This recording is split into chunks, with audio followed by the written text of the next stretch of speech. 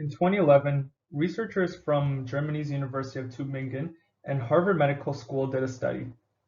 The study found that more than 30% of the participants at the World Championship and over 45% of the participants at the 2011 Pan Arab Games admitted into taking performance-enhancing drugs.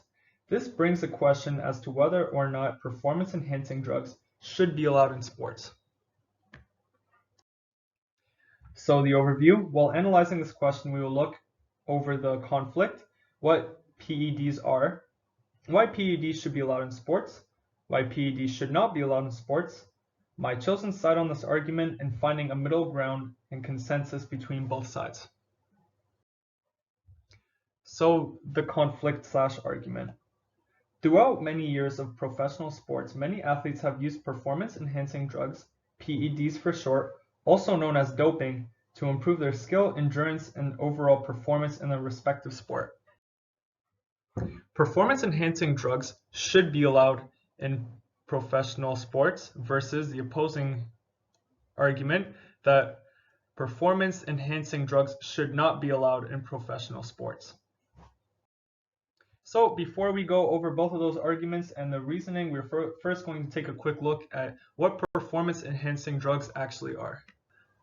Performance-enhancing drugs are any drugs used illicitly for enhancing athletic performance. Examples of common PEDs include anabolic steroids, human growth hormones, erythropoietin, diuretics, narcotics, beta blockers, creatine, and stimulants. There are many anti-PED organizations, such as the World Anti-Doping Authority, WADA, and the United States Anti-Doping Agency, USADA for short. Both of these agencies work hard to stop illegal PED usage in sports, and there are more than 192 banned performance-enhancing drugs which are registered by the WADA, which is always being updated as new drugs are illegally being made and used in sports. So the first argument is that performance-enhancing drugs should be allowed in professional sports, allowing PEDs. Firstly, performance-enhancing drugs do have positive effects on the athlete's performance. Many PEDs have positive effects on the athlete's performance, and we will now look at those common PEDs and their positive effects and what those effects are. So firstly, and one of the most commonly used PEDs, anabolic steroids help increase the muscle size and strength of the user. Human growth hormones increase the user's muscle mass and help with their body recovery. Erythropoietin increases the user's red blood cells and in turn increases their physical endurance. Beta blockers reduce the negative effects of adrenaline, which slows the user's heart rate down and overall reduces their anxiety and blood pressure. Finally, diuretics help reduce the user's weight and can also be used to flush and clean out other drugs from the user's body. Secondly, usage of PEDs help the overall success of the athlete. It has been shown time and time again that PED usage among athletes can bring great success in their careers. Throughout the 1970s and 1980s, East German Olympic swimmers used androstenedione to improve their physical performance in the Olympics. Former cyclist Lance Armstrong, who was once hailed as the king of cycling, for many years admitted that he was using PEDs throughout his career during an interview with Oprah Winfrey in 2013. Other extremely successful athletes such as Arnold Schwarzenegger, Arnold Anderson Silva, Ronnie Coleman were either caught or admitted to have been using PEDs. And lastly, many would argue that entertainment is more important than integrity.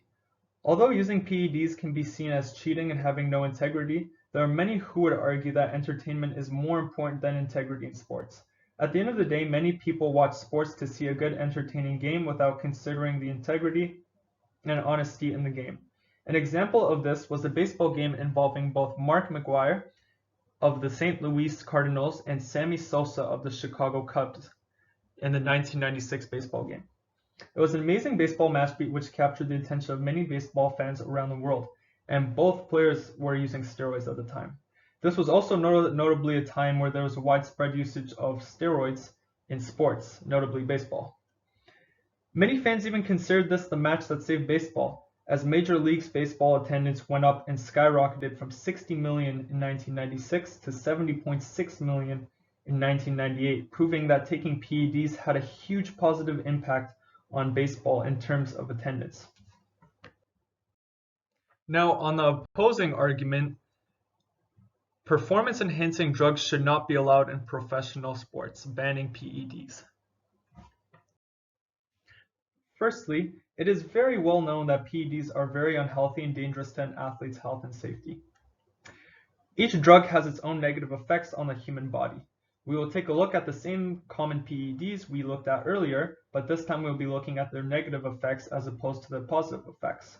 So to start with, anabolic steroids can cause liver abnormalities and tumors, high blood pressure, liver problems, kidney failure, heart disease, and aggression, also called roid rage. Human growth hormones can also cause acromegaly, joint pain, heart disease, heart failure, vision problems, diabetes, impaired glucose regulation, and high blood pressure. Erythropoietin can also cause blood clots, blockage in artery and lung, strokes, and heart attacks. Beta blockers can also slow the heart rate, cause sleep disorders, asthma attacks, memory loss, and heart failure. Lastly, diuretics can cause fainting, dehydration, fevers, muscle cramps, heart rhythm problems, and kidney problems. In addition, using PEDs can be considered cheating and not fair to other athletes. Playing in sports without PEDs is for many athletes like signing a contract, and when broken, is seen as cheating and not fair to those who are actually following the rules, staying natural, and not taking any drugs.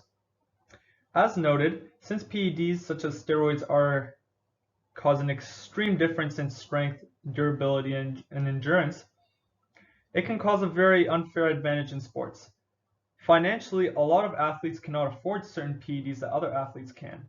And not only that, but many athletes do not have the same health care that other athletes can have, and they cannot be monitored while taking PEDs like other athletes can. And lastly, performance-enhancing drug use can ruin both the athletes and their team's reputation. One of the biggest risks in terms of career taking PEDs is that if the athlete is caught, they and their team's reputation and even their entire sports reputation can be affected. While many sports fans only care about the entertainment, there are also many sports fans who care about the honesty and integrity of the sport. Betraying and lying to the fans by taking PEDs can leave a big stain on their reputations, many times even ending their careers. Going back to the Mark McGwire and Sammy Sosa baseball match, the game also had a very negative effect on both players and baseball as a sport, and the reputations were linked to steroids, cheating, and dishonest competition. So as for my chosen side in this argument, with both sides and the reasoning of this argument taken into account, I think that the performance-enhancing drugs should not be used in professional sports. There are many more negative effects of PEDs, such as negative health effects, loss of reputation, and lack of integrity and good sportsmanship. So coming to a common consensus between both sides of the argument can be that only certain harmless and equally attainable performance-enhancing drugs can only be used in certain sports. Different rules to reinforce this consensus could be that players have to be tested for performance-enhancing drug usage and only allowed to use certain agreed-upon drugs. Another point could be that only certain sports can allow performance-enhancing drugs. Athletes need to do regular health checkups while taking these drugs, and all allowed PED usage is kept discreet from the public in order to protect the athlete and the team's reputation. So these are my sources and these are my image references. Thank you for listening.